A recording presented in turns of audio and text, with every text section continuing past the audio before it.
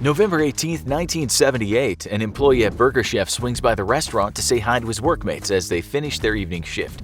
He opens the door to find the restaurant is empty. The lights are on and things don't look that out of the ordinary for just after closing time.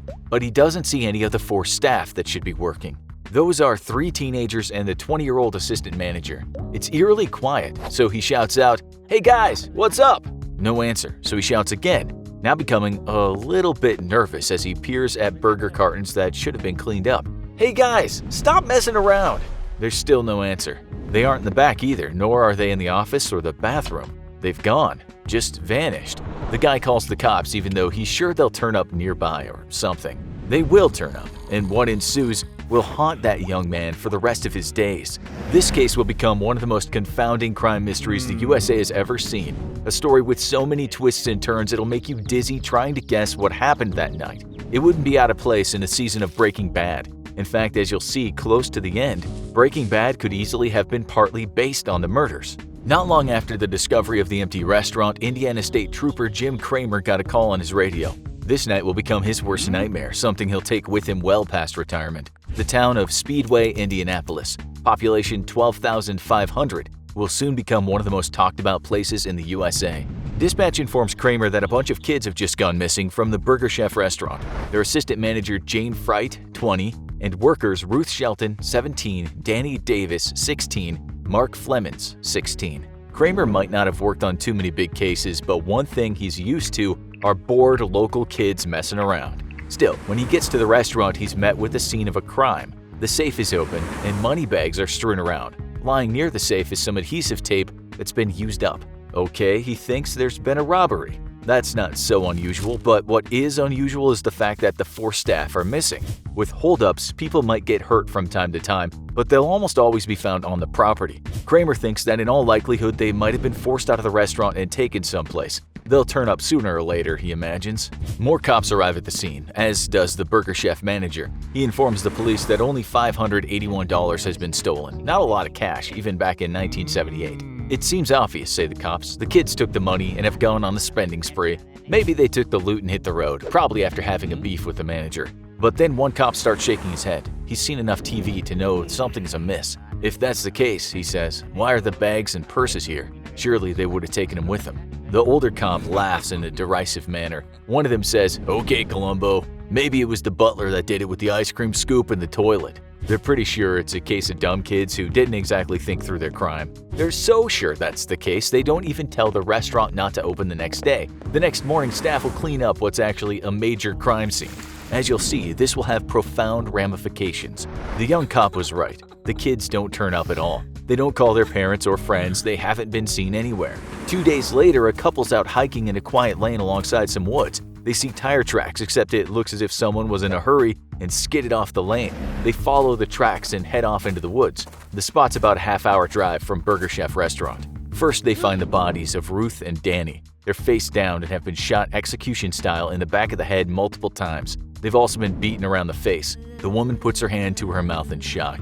The man looks around, wondering if the killer might still be in the woods. It's then he sees something he'll never forget. He says nothing to his wife and just walks toward another body. It's the assistant manager, Jane. She's been stabbed twice through the heart. Whoever did it used so much force the blade broke off in her chest. The third victim, Mark, is a bit further away near a creek. He's been beaten so badly he barely looks human. His face is a bloody pulp. It'll turn out that the cause of death was him choking on his own blood. What he was hit with is still a mystery, although a large chain will become a suspected weapon. This is not only an astonishingly brutal crime, but one that's unusual even in a country well known for its regularity of violent crime. But it seems like a needless crime. Why on earth would someone have done that? They already had the cash. Okay, so they might have been seen, but even so, a quadruple murder? Also, given the fact that the murders were so violent, one might assume the killer had known the youngsters. This looked like a revenge crime. It just didn't make sense though. The victims didn't have all the same friends and they didn't have any known enemies. They were still kids, not arch criminals. At one of the girls' funerals, the minister, close to tears himself, looked over at the grieving family. Gritting his teeth, he said, "Somewhere in this city, this state, this country, there's a man or men who are the executioners of the 4 precious lives. Sooner or later, they will be caught and judged." Why, oh why, would anyone have done that to them?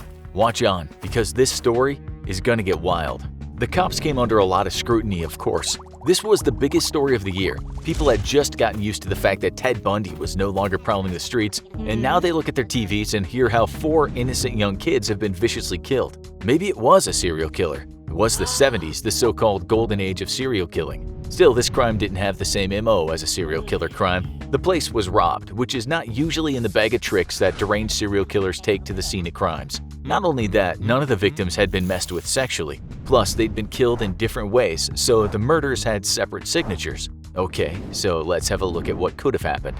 Firstly, there were 2 teenagers that said they saw something strange that night. They said they had spotted 2 men looking rather suspicious parked outside Burger Chef sometime before midnight. It was closed, so they did wonder why someone would wait outside.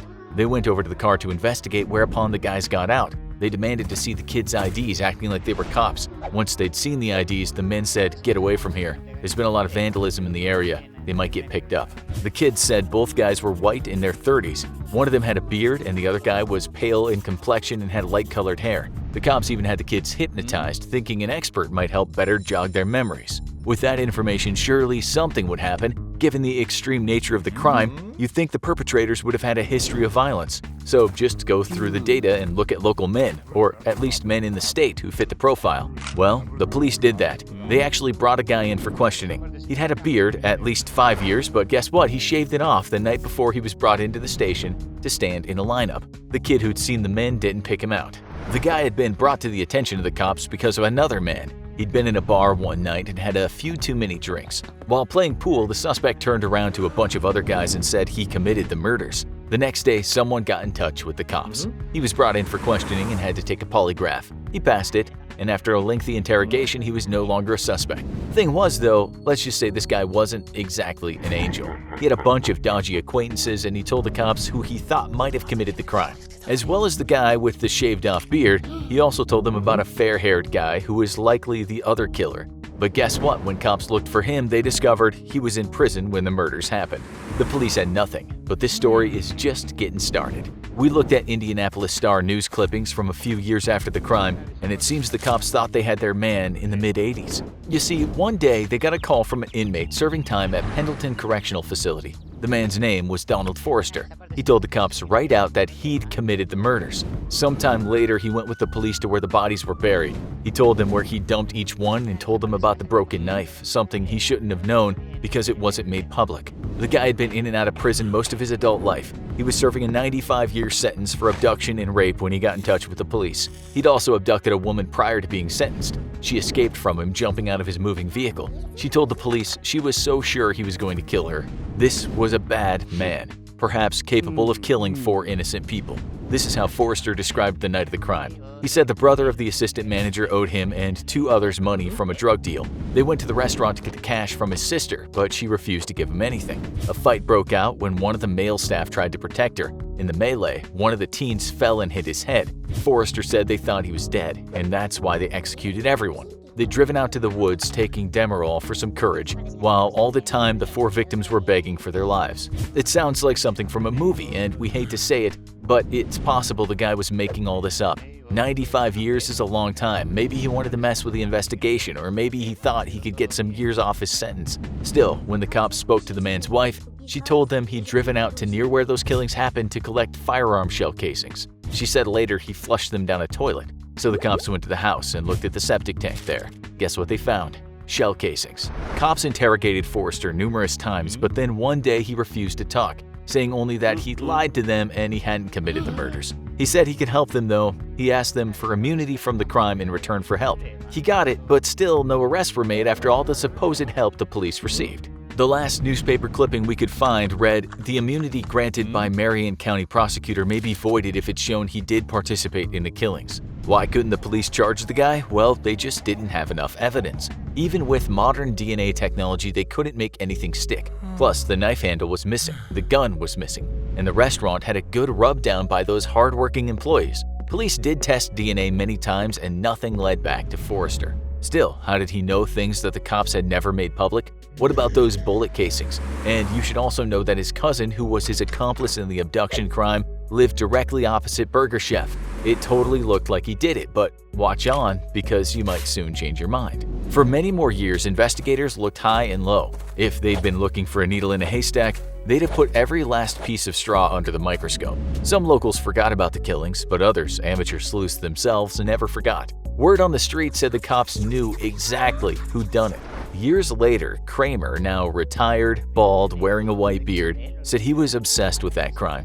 Even now, he has a lot of names in his head, a lot of questions that need to be answered. One thing he is sure of is that the investigation was botched from the start. He said it's known that because the cops didn't take photos of the restaurant on the night of the murders, they staged the scene the day after. They were so sure that night that the kids were okay, they just didn't do anything. Kramer knows this case better than anyone. He says while a lot of names have been thrown around, the beard shaver, the pool player, the woman abductor, it's more complicated than it seems. It's too easy to name people that look or looked guilty, he said.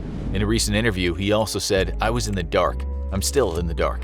And there are more twists to this tale." As we said at the start, there's a Breaking Bad element to the story. We will now ask you to recall a fictional fast food restaurant called Los Pollos Hermanos. This is the place the character Gus manages at the same time as running a mega meth lab. Well, police in this real case actually had evidence that a large drug ring was being managed out of that burger chef. It was investigated, but apparently just before the murders, that ring stopped operating there. It gets even stranger when you hear the dead assistant manager's brother was in fact later imprisoned for selling cocaine. While serving that sentence, he had a run-in with another prisoner. His name was Alan Pruitt. He walked up to the brother one day and said with a wry smile on his face, "Sorry about your sister." He said it in a way that suggested he knew a lot about those murders. A prison counselor that was close by said it seemed like a taunt.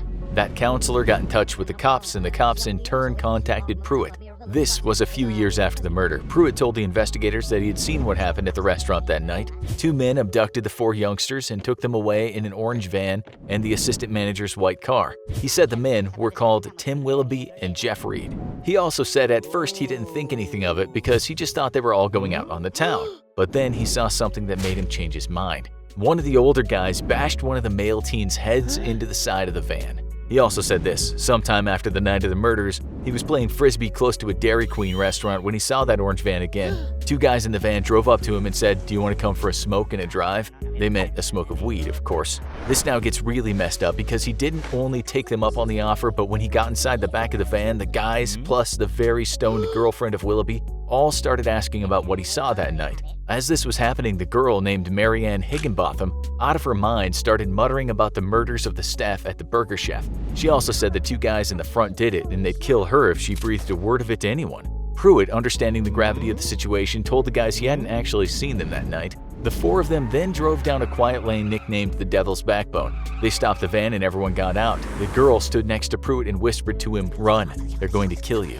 He shot off like a gazelle freed from lion's claws. Behind them he heard a gunshot, but then he jumped into a creek and swam away. When Kramer was listening to this, his impression was that Pruitt was telling the truth. As if this story couldn't get any darker, Willoughby later disappeared off the face of the earth. He has since been presumed dead, but his body has never been found. As for his girlfriend, the one who helped Pruitt, she was found dead, stuffed inside a barrel in 1979. Okay, so if that is the truth, case solved, surely. You should already know this story takes a lot of turns, and it turned out that Pruitt would change his story over the years when talking to Kramer and documentary filmmakers. In one of his last statements, he'd said he definitely saw the van, but he said he didn't see any of the victims. He also said he'd made up that trip out to Devil's Backbone. But why would he do that? Well, he said the cops harassed him and kept harassing him in regard to the crime. In his own words, he said, "They just started bugging me and hounding me and pushing me and pushing me and pushing me. I just got to the point I finally started telling them anything they wanted to hear. If I knew who killed them kids, don't think for a split second that I wouldn't rat him out." Then, guess what happened? That guy with the 95-year prison sentence called the cops again. For the second time, he'd said he'd committed the murders. Kramer went to the prison to talk to him, and he wasn't impressed. He said the guy confessed all right, same story, drugs, a heroic burger maker, teens begging for their lives, but Kramer said it was obvious Forrester was lying. And listen to this, even though the guy might have looked guilty, a series of letters he wrote from prison seemed to contradict it. In one letter, he got mad at a relative for telling the cops he likely did it. And in another letter, he thanked the prosecutor for putting him behind bars, telling him that if he hadn't been locked up, it's likely one day he would have killed somebody. In fact, the guy's story didn't add up at all. One of his supposed accomplices that night couldn't have been with him because he was in prison on the night of the murders. The newspapers published his confession and much of the public believed it was him, but the police and the prosecutors understood the evidence and it looked like the guy was a chronic liar. One of the last things Forrester said to Kramer was this: "If you send me back to prison, you'll never solve this." Maybe he thought by helping the cops, he could get released early and that's why he lied. That's what Kramer thinks anyway. We won't ever know because Forrester died in prison in 2006. We now have one question for you to answer. Just close your eyes for a few seconds and imagine young Jane, along with Ruth, Danny, and Mark, finishing up work that night. It's not far from midnight and the streets are quiet. What happens next? Now you need to watch Most Shocking Unsolved Mysteries in the World, or take a look at These Missing People Were Mysteriously Found Alive.